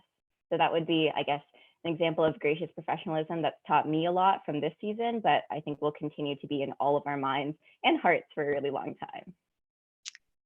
That's amazing, Namira, and it's wonderful to hear some of the results that came from that merger, for lack of a better word, that might not have otherwise been possible. And I wondered if aside from having an awesome practice field and lake effect having a place to practice and work, did you notice any other benefits for either team that might not have occurred had you not come together in that way? So I think the main thing that I personally took from this was a huge learning experience. So we do have this incredible machine shop with all sorts of machines. I don't even know the name of all of them, but it's like lathes and plasma cutters and milling machines. And a lot of us just didn't really know how to use those. So it was actually a really good experience for mentors from both teams to collaborate on how to teach kids from both teams on how to use those machines. And I learned a lot in that process. And I know that other members of both teams also did. So it was a really good opportunity for all of us to be there together and to learn from one another. thank you so much for sharing that example, and what a great benefit for both teams. Prem, how about you? Any other examples you'd like to share? So I know that our friends at Waffles discussed this earlier, but I just want to re-highlight it because I think this is such an amazing example. And usually when you look at robot names, you get all these, really intense names sometimes, like shout out to 610, Megalodon, sounds kind of spooky. But I really love the story that the Waffles shared earlier when they talked about how they named their robots after people or children in need of bone marrow transplants. So the robots have been Charlie, Amelia, Justin Moore, Aryan, and Kevin, along with Tanner from this year. And what they're really trying to do here is, I think it's amazing that they're trying to bring awareness to this problem in a community where, people might not, really recognize the need for it. And something that they're really passionate about is that most of the people in the Canadian registry for getting this donor is of Caucasian descent, and it's very difficult to find people who are registered in this way for people who are of non-Caucasian descent. And 66% of the Canadian registry is right now of traditionally Caucasian descent, so it's very difficult to find people who are matches for these donors. So this is why they decided that, oh wow, look, FRC, for example, is such a diverse group of individuals. And if they can get that message out there and start spreading this message that, oh, we want to be able to help these people. And I think that's really amazing that, they can spread this powerful message just through something as simple as a robot name, which I didn't even know about until, I, asked them a little bit more about it. And they were working with us this year at Durham College event, which we were gracious and lucky enough to attend. And it was just an incredible experience learning this about their team. Thanks so much, Prem. It sounds like you yourself learned so much about this issue just through that brief interaction. And I feel as though FRC teams have this movie star power almost in certain ways, because if many celebrities choose an issue of importance and they use their platform as a way to bring awareness to those issues, and in many cases even raise funds for some of those causes. And I feel like this FRC team and many others have an opportunity to do that in the same way. So thanks so much for sharing that example. Mahak, how about you? Yeah, so my team actually never really did outreach before. So we started doing outreach initiatives and outreach events in 2018. And our first year to apply for chairman's or any sort of award was 2019. So just last year. And I think throughout the whole process, it was amazing to see how supportive and how helpful the first community is. So a team that we're really close with is 1241, and we would always go down to their school if we needed any help with building the robot or machining any parts. And their team was really helpful with us submitting our Chairman's Award as well. So I remember close to bag and tag, actually close to the Chairman's Award submission deadline, we went down to Rickhanson one day, and we just wanted a bit more help and clarification on our essays and ensuring everything was correctly done, and if there were any spelling mistakes or in certain small things that we could fix. And one of their mentors sat down with us for a full 3 hours. We were expecting 30 minutes, but they went through everything and picked out any details or certain things that we can improve. And they also helped us with our chairman's presentation at provincials and districts. So I think that was so amazing to see, and we're so thankful for having these teams and this community that FIRST gives you. That's amazing, Mahak, and I'm sure that many of you have experienced this idea of others giving their time and really just being good listeners. And it's amazing what a ripple effect that can have, and what it feels like to be on the receiving end of that, and that you in turn will offer up that time to others in need. So I love that example, and thank you so much for sharing it. Before we move on, Emily or Karthik, do you see any other really interesting examples of people who have experienced gracious professionalism, or how about you yourselves? Emily, go ahead. Well, in my grade 9 year, usually grade 9s don't do much with the robot and such. Usually they just don't really do much because they're just learning still. my grade 9 year, I had a grade 12 mentor who was very, a grade 12 that I sort of followed around and such. She was also my babysitter at one point, so that kind of helped. But she sort of helped me a lot and made me feel a bit more confident on the team, to the point where now she's one of our mentors. And it kind of like, for her to be able to sort of be able to train people under her to be able to do what she does. Although she didn't go into engineering, for her to be able to do that sort of thing for myself, who now I'm super invested in, and I know how to wire and do all the stuff with the robot. It's very impactful, and yeah. Although she scared me at one point, it was impactful. It's wonderful to have a caring adult and to establish and maintain that relationship over an ongoing time, as again, many of you have probably experienced with your mentors. Thank you so much. Yeah, I think for me, it's not necessarily one specific moment, but one thing that's always struck with me is a speech that John Abley, the former chairman of FIRST, gave, and he said that there's two ways to compete in this world. You can rise above your opponent, or you can drag your opponent down. Which is better for our society in the long run? And we see this play out in FRC on a constant basis, where there's two ways to compete. You could look at the best teams in the world and you could just be like, oh, they're built by mentors, or oh, they have so much money. Or you can look at those best teams in the world and just be inspired by them and be like, I want to be like them. Not only do I want to be like them, I want to be like them and beat them. And that's what ethical competition is about. And I think that's so much of what the gracious professionalism is in our community. We're all raising the bar, trying to rise above each other, and it brings our entire community up. We constantly talk about raising the floor, and that's something that I see. And it's so different than when you watch other competitions. And because I truly do believe that sportsmanship exists everywhere in extracurricular activities. You go see a rugby game or whatever, teams, they're still being respectful.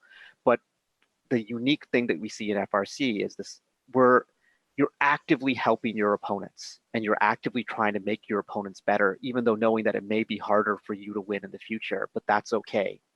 And that's kind of what's special to me about gracious professionalism. And I think that whole concept really applies to the real world when we're talking about trying to solve big problems. We're reading about shortages when it comes to masks and comes to ventilators. That problem's not going to be solved by companies racing to be the first one to get the next supply of ventilators out. It's going to happen when companies come together and work together. And we're starting to see examples of that in our society, which is really cool. And the more that young people can bring these attitudes that they learned from FIRST about ethical competition into the workplace and into our society, is going to set us up to be in such a better place 20, 40, 60 years from now. Thanks so much, Karthik and Emily, and to Namira, Prem, and Mahak for sharing those examples. Karthik, when you were talking about taking those ideas outside into the community, and also specifically speaking of things like ventilator shortages, we're going to talk a little bit more about that, and other things that members of the community can do to help others in this time of need. I'm just going to share my screen again.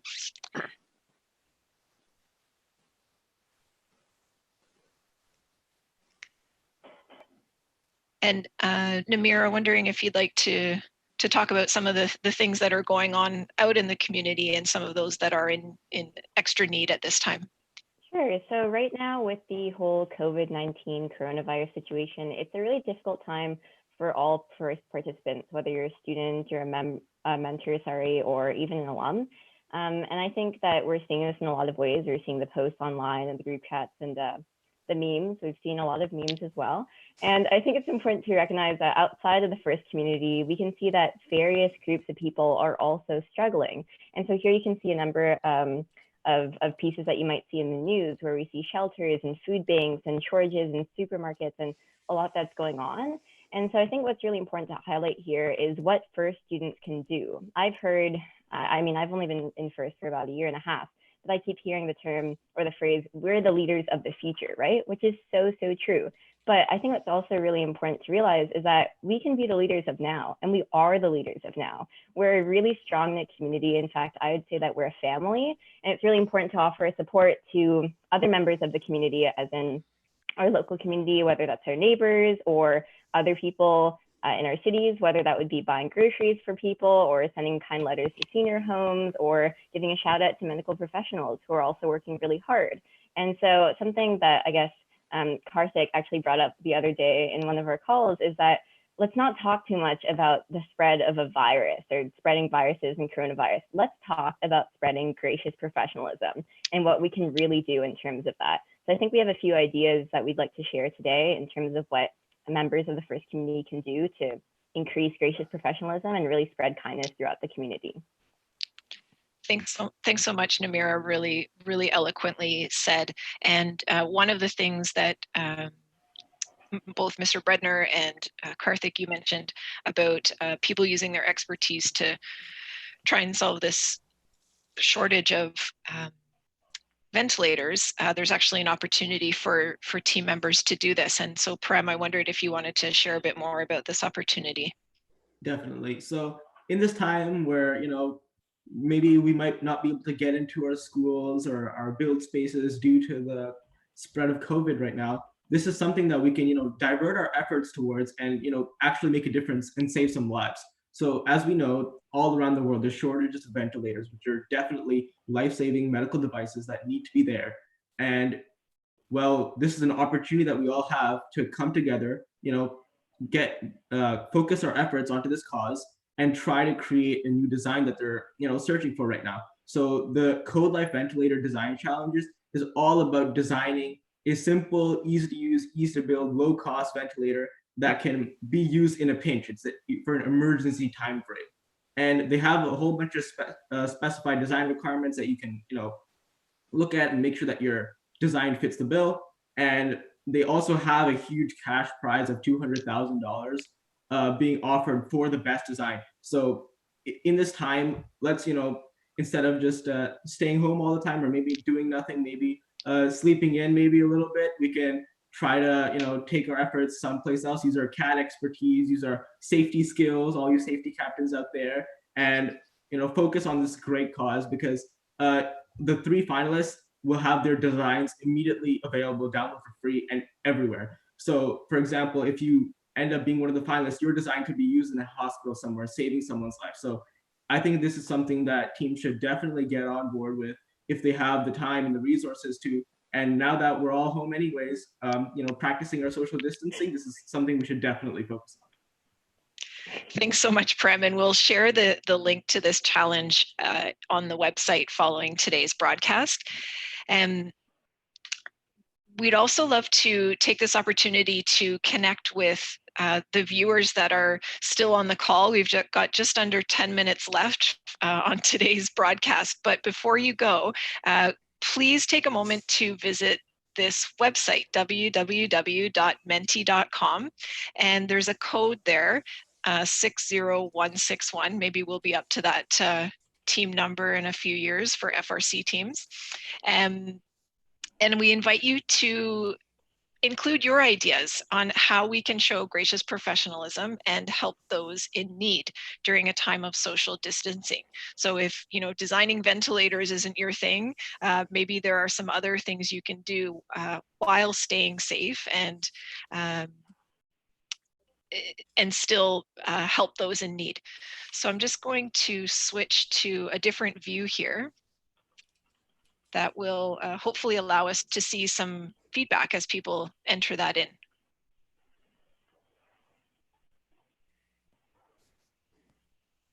Awesome.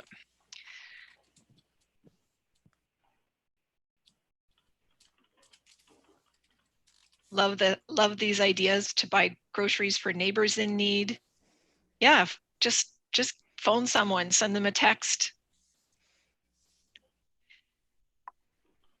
Yeah, and those with whose immune systems are compromised are certainly at higher risk of exposure at this time. So just checking in on them. I love that idea of writing letters to seniors. In fact, I'll share with you an organization that to which you can send handmade cards, and they'll distribute them to maybe some seniors that don't normally get those kind of things.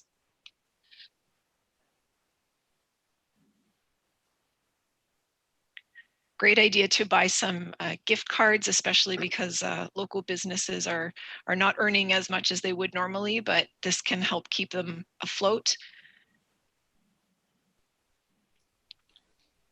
I just want to touch, we got a lot of good ideas about checking on your elderly neighbors, saying hello, buying the groceries, but just remember to just be careful as you're doing that because of the risk associated with spreading the virus, to, check in via phone or leave groceries on the doorstep, and, just do what we can to keep up our 6 feet of, distance.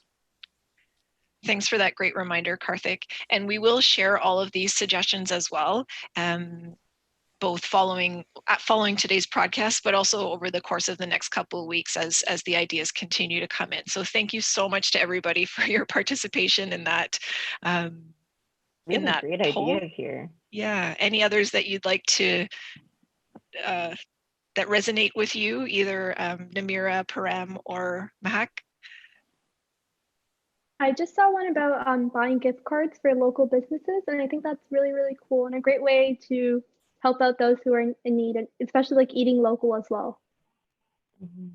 I like to donate money to animal shelters as well. Some people forget or maybe don't realize that animal shelters are really in need right now because volunteers probably aren't going, or maybe they might not be allowed to actually go and take shifts. So donating money is a really good way to support animal shelters. And I know that a number of them have online websites where you can do that too. And I see another one that said flatten the curve. So this has been a term that's been thrown around a lot, but what does it actually mean? So let's just take like a little bit to like break it down, right? So what the curve is how many people that the healthcare system can handle at one point. So say everyone gets sick at once, then the curve is going to be super steep. And there's a certain threshold that, hospitals can accommodate.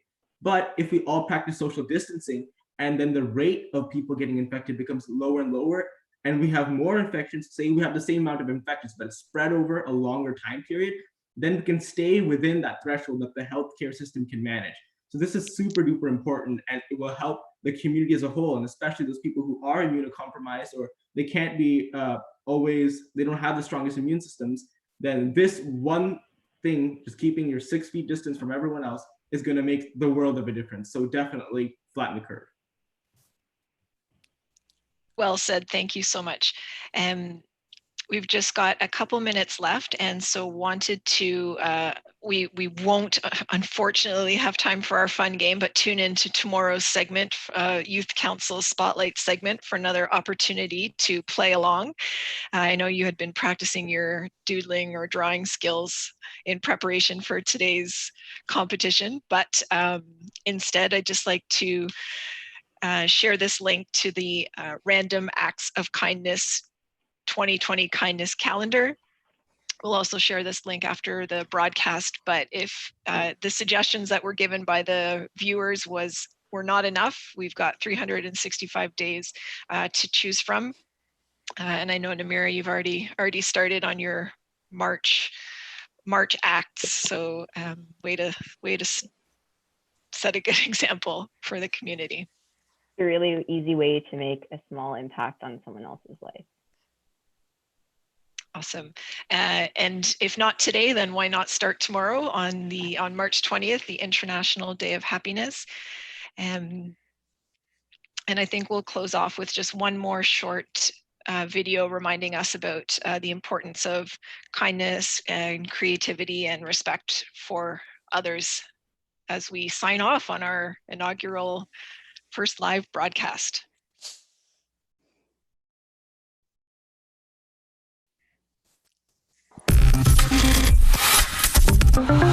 While I do not think carefully defining gracious professionalism is essential, talking about it is very important. I think one of the main strengths of gracious professionalism is its dual modality. Gracious is mostly about feelings, both yours and those of others. Professionalism is mostly about knowledge and its application for good. Combining the two is important, so learn everything you can and experience helping others as often as you can. Being an effective contributor is a huge part of feeling good about yourself. Rational self-esteem is a big deal, and it is a likely outcome from practicing gracious professionalism while busting your chops in first. That's good stuff.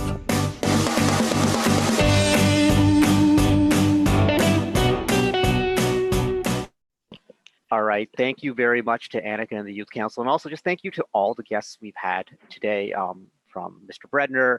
Rishi's story was just so powerful and inspiring and just kind of exciting and giving us that sense of community. There's just been a lot of good stuff that's been going on today. I want to just give you a little bit of a preview of what we got going on tomorrow. We have 2 more team showcases. We've got Team 1305 near Ice Cubed and Team 771 SWAT, defending provincial champions, who are going to be showcasing their teams and their robots. And we're going to have another story time segment, this time with April Redette, FTA from Texas, also employee of NI, the makers of the Robo Rio. So you're going to learn all sorts of cool stuff like that. And our youth council will be back with a segment. Tomorrow is Tomorrow Project Green, Annika? Yep. That's going to be a great one. So before we close off today's show, one thing I want to talk about is, there's a lot of stuff in the news today. There's a lot of information out there. And you earlier saw Rishi and I, and Mr. Breadner talked about being a mathematician, and Rishi and I talked about the math, but mathematical literacy is really important right now. And so Param brought up the whole idea of flattening the curve. And this was a concept that wasn't really understood a month ago until one very famous graph came out illustrating the curve at its peak and the curve when you flattened it and what it does to our healthcare system. That one graph has single-handedly shifted the conversation on how we respond to this situation. And where did that come from? That's a combination of mathematical literacy and effective communication. And bringing together these worlds are what we need to solve big problems. Think about that. One person came up with one graph that effectively communicated a concept, and it's actually going to save lives. And that's a really cool concept. So just remember, when we think about things about like, why is the Woody Flowers Award offered? Well, it's for the mentor who's the best at effective communication. And why do we learn how to, do all these calculations? A lot of people will say, oh, well, I'm never going to use calculus in the real world. You may not, but the skills you learned in figuring out calculus can be applied in so many different ways. And these are the kind of things that we're trying to solve in this world. And this is what FIRST is about. So remember that there's a point to everything we're doing, and we're seeing it in action today. So just a reminder, everyone, just want everyone to stay safe out there. Thank you to everyone. Thank you to my amazing co-host, Emily. Emily, any final words for today? Well, thank you for having me. Lots of fun. If you can't tell, I was a little nervous, but it's lots of fun. And everyone just stay healthy. Yeah. Awesome. And Namira, you're going to be hosting with me tomorrow. You ready for this? Woohoo! That's right. And of course, thank you to FIRST Robotics Canada for making this show possible, all of our generous sponsors, and especially to our producers who've been working behind the scenes to make this show happen. So Kim, Artie, Dave, Joanna, thank you for everything you're doing. That's all for today, but we will be back tomorrow for another episode of FIRST Canada Live at noon. So we will see you all then. Have a good one, folks.